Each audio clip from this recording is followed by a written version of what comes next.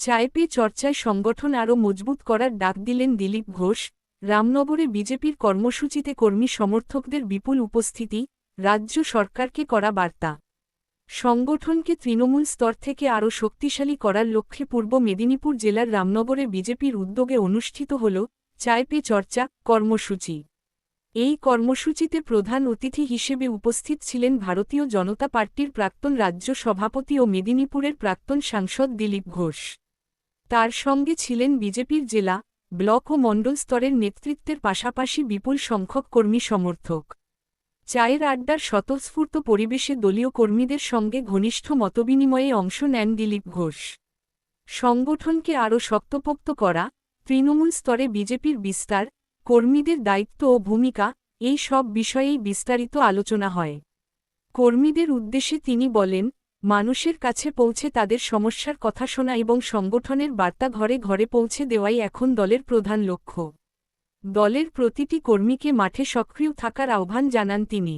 এই চায় পে চর্চা কর্মসূচিতে বিজেপি নেতৃত্বরা দলের ভবিষ্যৎ পরিকল্পনা, সাংগঠনিক প্রস্তুতি এবং আসন্ন রাজনৈতিক পরিস্থিতি নিয়েও আলোচনা করেন। কর্মসূচি জুড়ে কর্মী সমর্থকদের মধ্যে ব্যাপক উৎসাহ ও উদ্দীপনা লক্ষ্য করা যায়। নেতাদের বক্তব্যে স্পষ্ট হয়ে ওঠে, সংগঠনের ভিত মজবুত করাই আগামী দিনের প্রধান অগ্রাধিকার।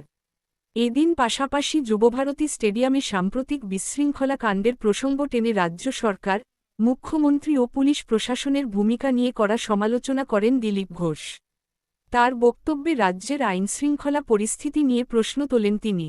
সব মিলিয়ে রামনগরের চায় পে চর্চা কর্মসূচি শুধু এক আড্ডা নয়, বরং বিজেপির সাংগঠনিক প্রস্তুতির একটি গুরুত্বপূর্ণ বার্তা বহন করল, দলকে আরও সংঘবদ্ধ করে মানুষের কাছে পৌঁছনোর স্পষ্ট ডাক। চর্চার জন্যই ওটা করা হয়েছে। আর মমতা ব্যানার্জি সব জানেন, সব করেছেন, কোনো বাধা দেননি, কোনো জমি নাই, কোথাও কিছু নাই। এবং ধীরে ধীরে যেগুলো বেরোচ্ছে তার ভিতরের খবর সবটাই সাজানো। যে আরব থেকে মৌলবি এসছেন বলা হচ্ছে, মেদিনীপুর থেকে সাপ্লাই করা হয়েছে। তো এই ধরনের সব ঘটনাই সাজানো। এটা ইলেকশনের আগে গিমিক, মুসলমানদের একটুখানি বিভ্রান্ত করার জন্য।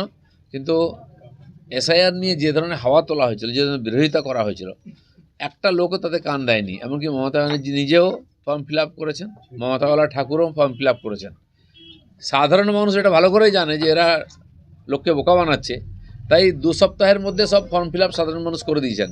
দেখুন, 6টা রাজ্যে সময় বাড়ানো হয়েছে, বাংলায় বাড়ানো হয়নি। কারণ এখানকার জনতা খুবই কনসাস দায়িত্ব সম্বন্ধে, অধিকার সম্বন্ধে। তারা সেই কাজ করে দিয়েছেন। মমতা ব্যানার্জির কথা কেউ শোনেননি।